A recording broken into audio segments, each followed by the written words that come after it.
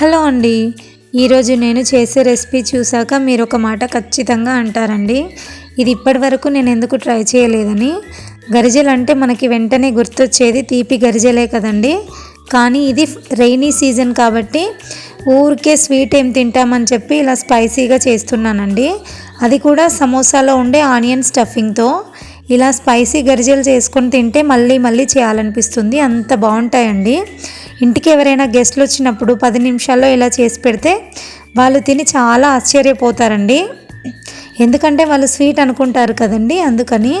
So late చేయకుండా spicy గరిజెల process చూసేద్దామండి. ముందుగా 4-5 ఆనియన్స్ తీసుకొని ఇలా చిన్న చిన్న ముక్కలుగా కట్ చేసుకొని పక్కన పెట్టేసుకోవాలి. ఇప్పుడు స్టవ్ ఆన్ చేసుకొని ప్యాన్ పెట్టుకొని దాంట్లోకి 2 స్పూన్ల ఆయిల్ వేసుకోవాలండి. ఇలా ఆయిల్ వేసుకొని ఆయిల్ కొద్దిగా హీట్ అయిన తర్వాత మనం కట్ చేసి పక్కన పెట్టుకున్నాం కదండి ఆనియన్స్ వేసుకొని మొత్తం ఒకసారి కలుపుకోవాలండి. కలుపుకొని 1.5 మినిట్ పాటు మీడియం ఫ్లేమ్లో మంచిగా ఫ్రై చేసుకోవాలండి. ఇవి ఫ్రై అయిన తర్వాత దీంట్లోకి ఒక 1/2 స్పూన్ సాల్ట్ వేసుకొని మళ్ళీ ఒకసారి కలుపుకొని 1/2 మినిట్ పాటు ఫ్రై చేసుకోవాలి. ఇప్పుడు దీంట్లోకి కరివేపాకు వేసుకోవాలండి. కరివేపాకు వేసుకుంటే ఫ్లేవర్ చాలా బాగుంటుంది.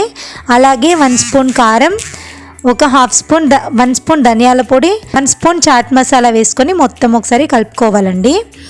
ఇలా కలుపుకొని 1 మినిట్ పాటు ఫ్రై చేసుకోవాలి.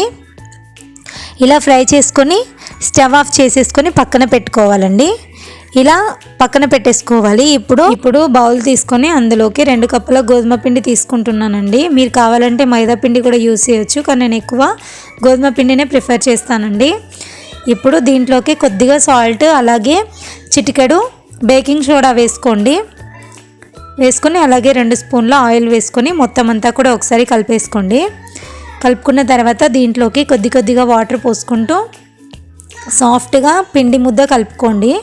ఇలా కలుపుకొని దీన్ని ఒక 10 నిమిషాల పాటు మూత పెట్టేసి పక్కన పెట్టుకోవాలండి. 10 నిమిషాల తర్వాత మూత తీసుకొని మళ్ళీ పిండి మొత్తాన్ని ఒకసారి మంచిగా కలుపుకోవాలండి, వీడియోలో చూపిస్తున్నట్టు. ఇలా కలుపుకొని దీన్ని పూరీలకి చేసుకుంటాం కదండి, చిన్న చిన్న ఉండలు అలా చేసుకోవాలండి. మొత్తం అన్నీ కూడా ఇలా చిన్న చిన్న ఉండలు చేసుకొని పక్కన పెట్టేసుకోవాలి. ఇప్పుడు ఫ్లోర్కి కొద్దిగా ఆయిల్ అప్లై చేసి పూరీలు చేసుకుంటాం కదండి, అలా చేసుకోవాలండి. పూరీలు చేసుకొని గరిజెల మౌల్డ్ ఉంటుంది కదండి, దాన్ని తీసుకొని ఇప్పుడు దీంట్లోకి స్టఫింగ్ పెట్టుకోవాలండి. 1 స్పూన్ 1.5 స్పూన్ అట్లా పెట్టుకుంటే సరిపోతుంది. ఇలా పెట్టుకొని గరిజెల మౌల్డ్ తీసుకోవాలండి.